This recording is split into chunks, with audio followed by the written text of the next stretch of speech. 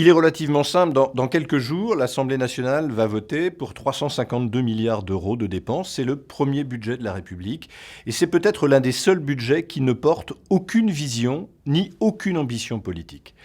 Bien incapable serait le premier parlementaire venu à vous dire en quoi le budget de la sécurité sociale pour 2024 va fondamentalement changer les choses, en quoi il va améliorer la situation des Françaises et des Français qui, dans leur quotidien, se rendent bien compte que plus rien ne fonctionne. La médecine de ville dysfonctionne, l'hôpital dysfonctionne, l'accès aux médicaments dysfonctionne, l'ensemble du système dysfonctionne. Voilà. Et moi, le premier reproche que je fais à ce budget, c'est ce défaut de vision politique. On ne peut pas voter des sommes aussi importantes sans savoir où l'on va. On ne peut pas se contenter de reproduire année après année les mêmes schémas d'organisation, les mêmes schémas de pensée, parce que depuis Voltaire, on le sait, les mêmes causes produisent toujours les mêmes effets.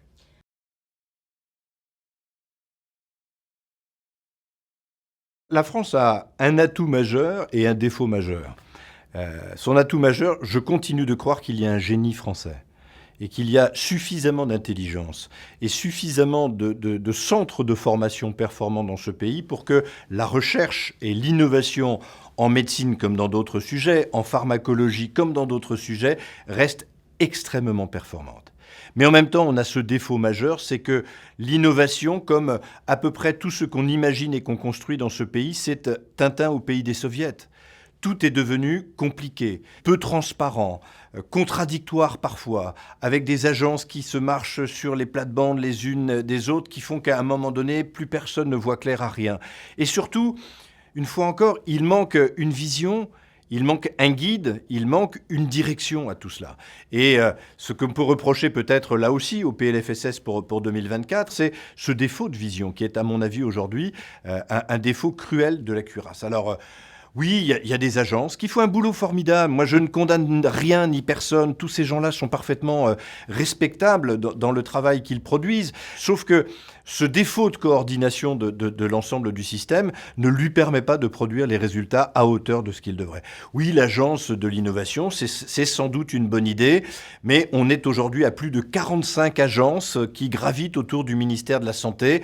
On a dilué la décision, on a dilué le pouvoir, on a dilué l'évaluation et donc on a dilué les résultats.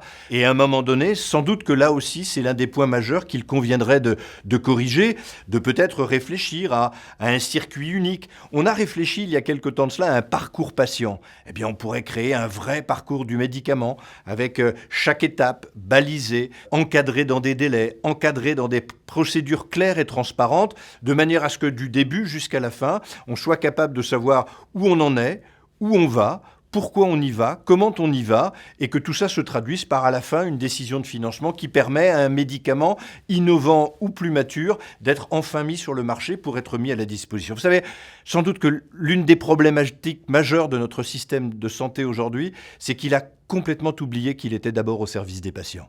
On a l'impression parfois que le système fonctionne exclusivement pour lui-même, et ça, à mes yeux, c'est totalement délétère.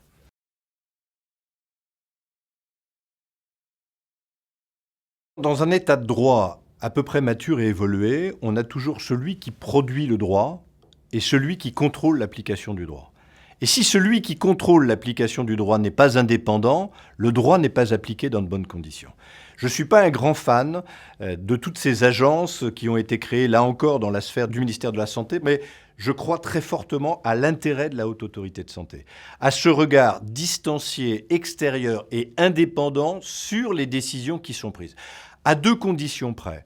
C'est que ça ne devienne pas un État dans l'État et qu'à un moment donné, au nom de l'indépendance, on aille plutôt vers l'autonomie et vers quelque chose qui devient ingérable et incontrôlable.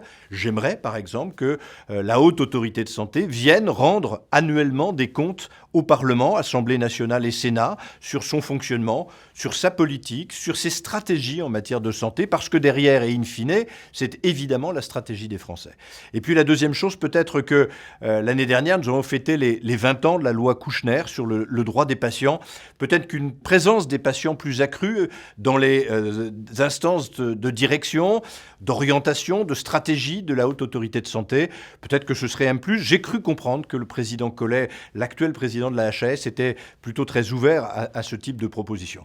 Voilà, mais sincèrement, à un moment donné, dans tout système, si l'on veut que ça fonctionne bien, il faut un juge de paix. Et ce juge de paix, il lui faut de l'indépendance. Donc, vous ne m'entendrez pas remettre en cause l'indépendance de la Haute Autorité de Santé.